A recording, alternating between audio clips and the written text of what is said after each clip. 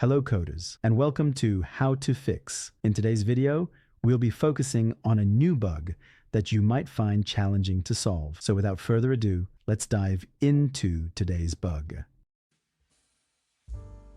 First, let's run code 1 that generate the error and let's see what happens.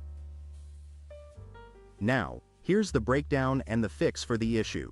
Feel free to pause the video to read through the explanation.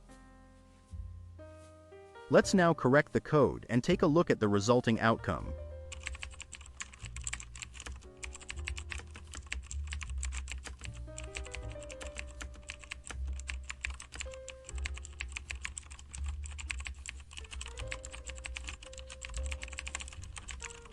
And presto, the code works perfectly and our output is just what we anticipated.